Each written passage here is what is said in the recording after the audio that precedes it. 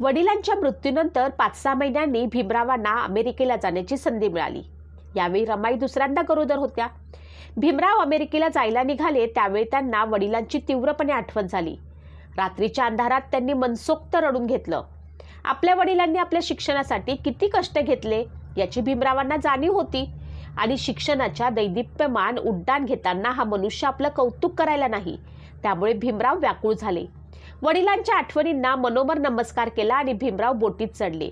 तुम्ही दिलेल्या स्वप्नांमध्ये धावत राहील, स्वप्न थांबेल पण मी दमणार नाही, मी विजयी ग्रंथ लिहेन, ही प्रतिज्ञा भीमरावांनी मनोमन केली आणि त्यांनी बोटीत पाय ठेवला।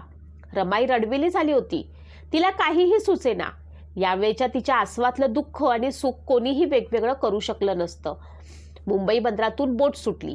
ती बोट भीमरावांना दूर नेऊ लागली। रमाईचं काळीज थरारलं होतं, पण या सुख फुलवणाऱ्या यातनांची सवय तिला करायची होती। काळजाला तशी शिकवण द्यायची होती, त्याला पोलादासारखं टणक करायचं होतं। अस्वस्थता आणि एकाकीपणा या गोष्टी आता तिला सोडणार नव्हत्या, त्याची सवय करून घेणं भाग होतं। तिकडे भीमरावांचं आयुष्य नव्या क्षितिजावरती झेप घेऊ पाहत होतं। ते कोलंबिया विद्यापीठात गेले होते।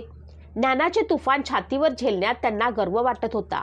त्यांनी रमाईला पत्र लिहिलं। रमाईला पत्र मिळालं। तिच्या आयुष्यात तिला आलेलं ते पहिलं पत्र। तिच्या आनंदाला पारावर उरला नाही। परदेशात शिक्षणासाठी गेलेल्या तिच्या विद्वान नवऱ्याचं पत्र तिला मिळालं होतं। भीमरावांनी लिहिलं होतं, कोलंबिया विद्यापीठ, न्यूयॉर्क। प्रिय रामू, मी सुखरूप पोचलो, चिंता नसावी।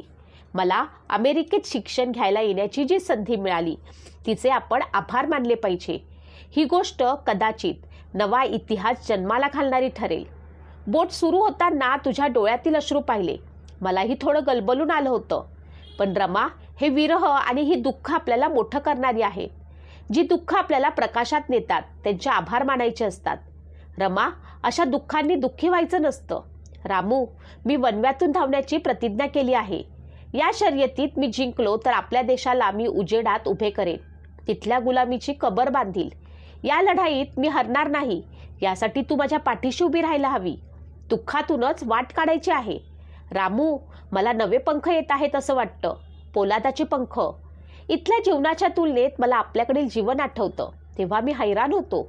इथे माणूस केवढ्या तरी मोकळ्या हवेत श्वास घेत आहे। या गोष्टी मन उत्साहाने भरून येतं। इथे अस्पृश्यता नाही, जातीवर्ण नाही। माझ्या अंगात खूप शक्ती संचारते आहे असं मला वाटतं। मग नुसतं भरधाव सुटावं असं वाटतं। रमा, खूप काम आहे, खूप कष्ट घ्यायचे आहेत। ज्ञानाचे सागर अचूक मार्ग आहे, स्वतः झिजवायचे आहेत। रमा, स्वतःला जप, या वेळ्या वादळाच्या पाठीशी उभी राहा। यशवंताला जप, त्याची प्रकृती बरी नसते, काळजी वाटते, सांभाळ त्याला। बाकी पुढच्या पत्रात पत्र लिही। तुझा भीमराव आंबेडकर। हाती पत्र येताच रमाईनं ते अधाशासारखं वाचलं। एका डोळ्यात तिचं काळीज नाचत होतं, दुसऱ्या डोळ्यात ढग ओथंबले होते। वाचता येण्याचं महत्त्व तिला कळलं। नवऱ्यानं आपल्याला शिकवलं याचं मोल तिला कळलं। आपल्या पतीचं पत्र आपण वाचू शकतो, त्यांच्याशी प्रत्यक्ष संवाद साधू शकतो याचा तिला अत्यानंद झाला। कृतार्थता वाटली। तिनं पत्र वाचलं, खूपदा वाचलं। मोर झालेल्या मनात कालवाकालव होत होतीच, तरी यावेळी आपला पती आपल्याशी प्रत्यक्ष बोलत असल्याचं सुख ती अनुभवत होती। तिनं घरच्यांना पत्र दाखवलं, शेजारा पाजाऱ्यांना दाखवलं। या आनंदाच्या भरात तिनं पत्र लिहायला घेतलं। तिनं लिहिलं, पोय बावडी, मुंबई, साहेबांच्या चरणी, रमाचा शिरसाष्टांग दंडवत। आपलं पत्र आलं, ते वाचलं, खूप आनंद झाला। आमची काळजी करू नका, आम्ही सारे खुशाल आहोत, मी सांभाळते सगळं। आपलं पत्र पोयबावडीतल्या शेजाऱ्या पाजाऱ्यांनी वाचलं, सगळ्यांना खूप आनंद झाला। कष्टाची मला चिंता नाही, माझं आपल्याशी लग्न झालं त्याचा मला खूप गौरव वाटतो। आपण खूप शिकावं हीच माझी कामना आहे। आपण पत्रात अनेक गोष्टी लिहिल्या, मी तुमच्या पाठीशी उभी राहील, काय वाटेल ते कष्ट करेल, पण मागे हटणार नाही याची खात्री बाळगावी। आम्ही सर्व खुशाल आहोत असं समजा। आपण वेळच्या वेळी जेवण घ्या, तब्येतीची काळजी घ्या। यशवंताला आपलं पत्र वाचून दाखवलं। बाबा कधी येणार असं तो पुन्हा पुन्हा विचारतो। पत्र पाठवून खुशाली कळवावी। थांबते, आपली पत्नी सौ रमा। रमाईनं यशवंताला सोबत घेतलं। पोस्टाच्या डब्यात पत्र टाकायला गेली। पत्र टाकलं, पापण्या ओल्या झाल्या होत्या। भीमराव अमेरिकेत गेले, कोलंबिया विद्यापीठात गेले। इकडे रमाईला संसाराचा गाडा ओढावा लागत होता। खूल हाल अपेष्टा भोगल्या. 1913 ते 1917 या 4 वर्षात रमाईचे खूप हाल झाले. इंधन काढीसाठी तिला वणवणावं लागलं. संसार चालवण्यासाठी छेन थापावं लागलं. यावेळी तिला सुभेदारांची गळाभर आठवण येत होती. सासरा जिवंत होता तोवर रमाई निर्धास्त होती. कामाचा डोंगर तिला उपसावा लागे, पण गरिबीची आग अशी लागत नव्हती. रामजींचा मृत्यू झाला आणि तिच्या आयुष्याला वेगळं वळण लागलं. तिचा हिरवळीचा संसार वाळवंटात आला. रमाईला गरिबी छळू लागली. ती निराधारच झाली होती. पण गरिबीशी भांडताना ती वाकली मात्र नव्हती. तरी तिला वाटायचं हा आधार आज असता तर त्यानं आपल्याला असं दारिद्र्यामध्ये जळू दिलं नसतं, मजुरीसाठी घराबाहेर पडू दिलं नसतं, त्यांनी काहीही केलं असतं, पण आपल्याला असं अडचणीच्या हवाली होऊ दिलं नसतं. सासऱ्याची अशी आठवण रमाईला अनेकदा येई. त्या आठवणीनं तिला रडू येई. रडून ती वाट मोकळी करी. तिला वाटे आपण पूर्वी पोरके होतोच, पण या मृत्यूने आपल्याला आणखीनच पोरकं केलं आहे. पण असं रडता रडताच तिच्या नकळत ती ताठ उभी राही. डोळ्यातली आसवं पुसून काढी, आसवांचे झरेही बुजवून टाकी आणि परिस्थिती वाकवायला ती बळ गोळा करी. परिस्थितीनं ही रमाईचा सूड घ्यायचा असं ठरवलं होतं. भीमराव अमेरिकेला गेल्यानंतर जन्माला आलेला मुलगा मरण पावला. त्याचं नाव रमेश होतं. वर्षाच्या आतच तो गेला. नवऱ्याच्या गैरहजेरीत रमेश गेला होता. तिनं भीमरावांना पत्र लिहून कळवलं. पोयबावडी, मुंबई. परम आदरणीय पती भीमराव आंबेडकर यांच्या सेवेशी शिरसाष्टांग नमस्कार. अत्यंत दुःखाची बातमी आहे. रमेश आपल्याला सोडून गेला. त्याच्या आजाराचं मुद्दाम तुम्हाला कळवलं नव्हतं. तुमच्या अभ्यासात गुंतलेल्या मनाला झळ पोचू नये एवढ्यासाठी. तुम्हाला कळवले नाही याची क्षमा मागते. इतकं सगळं सोसत आहात, त्यात हा आघात. कुठून शक्ती आणावी? पण तुम्हाला एवढीच विनंती आहे, हे दुःख तुम्ही माझ्यावर सोपवून द्या. तुम्ही तुमच्या अभ्यासात अडथळा येऊ देऊ नका. जेवणाची आभाळ होऊ देऊ नका. तब्येतीची काळजी घ्या. मी इकडे सर्व सांभाळते. चिरंजीव यशवंतचा शिरसाष्टांग नमस्कार. थांबते. आपली पत्नी सौ रमा आंबेडकर. हे पत्र वाचून बाबासाहेब क्षणभर थांबले. मन क्षणभर सैरभैर झालं. डोळे भरून आले. अरे, तुझ्या या बापाला न भेटताच गेलास बाळा, एवढेच बोलले.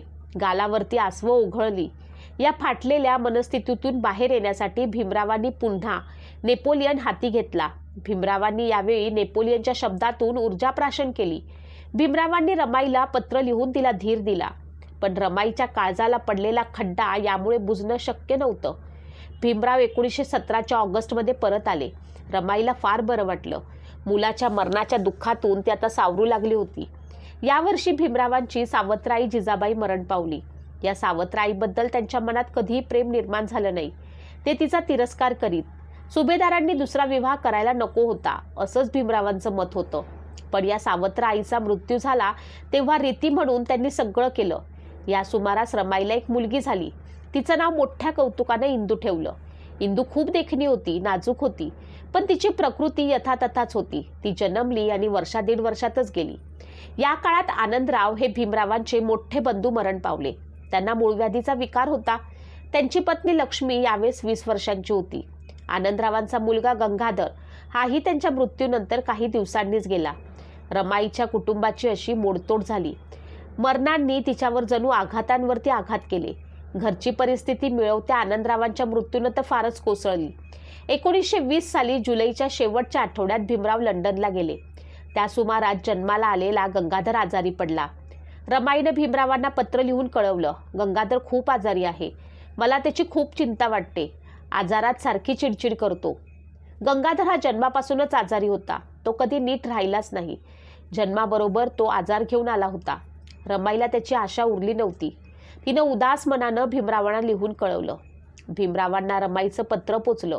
त्यांनी लगेच रमाईला पत्र लिहिलं. London, 25 November. प्रिय रामू, आशीर्वाद. पत्र पोचलं. गंगाधर आजारी असल्याचं वाचून वाईट वाटलं. काय करणार? त्याचं आयुष्य तेवढंच असेल. त्याला आपण काय करणार? त्याची चिंता करण्यानं काही होईल असं वाटत नाही. हे होणारच असेल तर त्याला काय करणार? लंडनला यायच्या आधी झालेल्या भांडणात तुझ्यावर खूप रागावलो.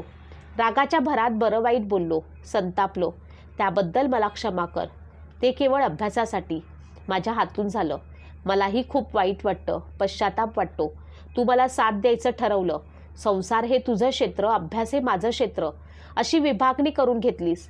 या तुझ्या समजूतदारपणाबद्दल मी तुझा कृतज्ञ आहे. मला समजून घे. मला ही सगळी भारतीय समाजरचना बदलावी असं तीव्रपणे वाटू लागलं आहे. तू मला समजून घेतलं तर मला या कार्यासाठी खूप शक्ती मिळवता येईल.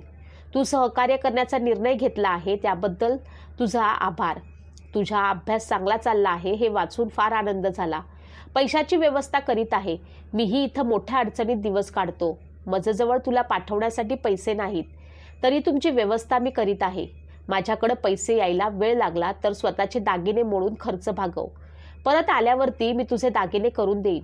यशवंत व मुकुंदाचं काय चाललं आहे याबद्दल मागच्या पत्रात लिहिलं नाहीस. त्याच्या अभ्यासाची काळजी घे. माझी प्रकृती ठीक आहे, चिंता नसावी. अभ्यास अजून संपला नाही. जूनमध्ये येणं होईल असं वाटत नाही. या संबंधात पुढे कळावे. सर्वांना कुशल. तुझा भीमराव. रमाईनं भीमरावचं पत्र वाचलं. तिला एका बाजूनं बरं वाटलं. नवऱ्यानं काय क्षमा मागायची, हा संसार आहे, चालायचंच. मी त्यांना समजून घेतलं नव्हतं असे विचार तिच्या मनात आले. या सुमारास गंगाधर मरण पावला. भीमराव यावेळी लंडनला होते. रमाईनं त्यांना ही गोष्ट कळवली. पत्र लिहून त्यांनी सांत्वन केलं. आपल्या गैरहजेरीत मुलगा गेला याचं मात्र भीमरावांना वाईट वाटलं. त्याहून त्यांना वाईट वाटलं ते गंगाधरचं औषधपाणी नीट न झाल्यामुळे गेला याबद्दल. डॉक्टरांची मागील बाकी थकबाकी होती, ती दिल्याशिवाय डॉक्टर औषध द्यायला तयार नव्हते. गंगाधर या परिस्थितीत गेला. गंगाधरच्या वाट्याला हे विचित्र आलं. भीमरावांना त्यामुळे खूप दुःख वाटत होतं. गरिबी ही वाईट गोष्ट आहे. दुःखाच्या खाईतून ती माणसाला वर येऊ देत नाही. वर येण्याचा प्रयत्न करणाऱ्याला ती परत परत त्या खाईत लोटते. भीमराव 1923 एप्रिलमध्ये लंडनहून भारतात परत आले. त्यांचे जंगी स्वागत झालं. असे दिवस चालले होते. भीमराव आंबेडकर बॅरिस्टर झाले होते. पहिल्या केसचे 300 रुपये त्यांना मिळाले. ते त्यांनी रमाईच्या हातात दिले. रमाईला खूप आनंद झाला. याच सुमारास लंडन विद्यापीठानं त्यांना DSc ही पदवी रुपयांचा प्रश्न या प्रबंधाला दिली. या प्रबंधासाठी भीमरावांनी खूप कष्ट घेतले होते. जीवापाड मेहनत घेतली होती. भीमरावांनी DSc मिळवल्यावरती तार वाजली आणि त्यांचे डोळे आसवांनी डबडबून गेले. त्यांना भीमाबाईची आणि सुभेदारांची आठवण झाली. ते त्या आनंदानं खूप रडले. ते परळच्या ऑफिसतून घरी आले. रमाईला बरं नव्हतं. रमाई अथरुणात पडून होती. तरी साहेब आले हे कळताच ती उठली. दुखणं दूर ठेवून उठली. रमा, मला डॉक्टर ऑफ सायन्स ही सर्वोच्च पदवी मिळाली. हे वाक्य उच्चारतानाही त्यांचा गळा दाटून आला होता. रमाईला गगन ठेंगणं झालं. बाबासाहेब आले होते. ज्ञानप्राप्ती झालेला रमाईचा पती महाबुद्ध आला होता. भरून आलेले रमाईचे डोळे त्या ज्ञानाच्या शिखराकडे पाहत होते. तिनं नवऱ्याला ओवाळलं. रमाईचा पती आता प्रकांड पंडित झाला होता. रमाई या पराक्रमी नवऱ्याची पत्नी होती. 1926 मध्ये पुन्हा रमाईच्या आयुष्यात एक दुःखद घटना झाली. राजरत्न हा त्यांचा शेवटचा मुलगा मरण पावला. हा मुलगा भीमरावांचा विशेष लाडाचा होता. तो खूप देखणा होता. तो भीमरावांचा जीव की प्राण वाटे. भोवतीच्या बाया बापड्या म्हणत, पोरगा अगदी राजपिंड आहे. रमाई त्याला बाहेर नेऊ देत नसत. त्याला कुणाची नजर लागेल. रमाई म्हणत, भीमराव म्हणत, माझा मुलगा आहे, तो निश्चितच पराक्रमी होणार, जगाला दिपवणार. मुलाचे लाड चालत. भीमरावांच्या घरात ते चालणं फिरणं सुंदरलेलं होतं. त्याला थोडंही बरं नसलं तरी त्यांचा जीव कावराबावरा होई. राजरत्नला डबल निमोनिया झाला. प्रकृती गंभीर झाली. भीमरावांना कोर्टात निरोप नेला. लगेच ते घरी आले. रमाईला आणि त्यांचा राजरत्न त्यांना सोडून गेला होता. त्यांच्या मांडीवरचा त्याचा जीव गेला होता. रमाई जमिनीवरती गळाबळा लोळत होती. छाती पिटत रडत होती. त्यांचा राजरत्न, लाडका राजरत्न गेला होता. रमाईचं काळीज फाटून गेलं होतं. वेड्यासारखी तिची अवस्था झाली होती. अशी अनंत मरणांनी रमाईला हवालदिल केलं होतं. तिचा पाठलागच त्यांनी केला. या मरणांनी तिला काहीही सुचू दिलं नाही. या एकेका मरणानं रमाईच्या पायाखालची जमीन हिसकावून घेतली. तिचे श्वासच लोळागोळा केले. वीज पडून झाड कोसळतं तशी ती मनानं कोसळली. रमाईला 5 मुलं झाली. त्यातला यशवंत तेवढा वाचला. उरलेली सर्व काळाच्या पडद्याआड गेली. सगळी मुलं अगदी बालपणातच त्यांना गमवावी लागली. रमाई आणि भीमराव दोघंही हादरून गेले. या दुःखातून त्यांना बाहेर पडणं कठीण होतं. भीमरावांचं यावेळी संसारातून चित्तच उडालं. राजरत्न ज्या खोलीत मरण पावला तिकडे ते त्यानंतर कधी फिरकलेच नाहीत. खरं तर मरणानं रमाईचं मातृत्व हिरावून घेण्याचा सपाटा चालवला होता. पण मातृत्वाचा बुरुज कोसळत असतानाही रमाई नवऱ्याला धीर देत होती. पायातलं बळ गेलेल्या नवऱ्याला उभं करत होती. रमाई दुःखावरती अशी मात करत होती. मरण रमाईला हवालदिल करण्याचा प्रयत्न करत होतं. पण रमाई अशी मरणाला हवालदिल करत होती. धन्य ती रमाई.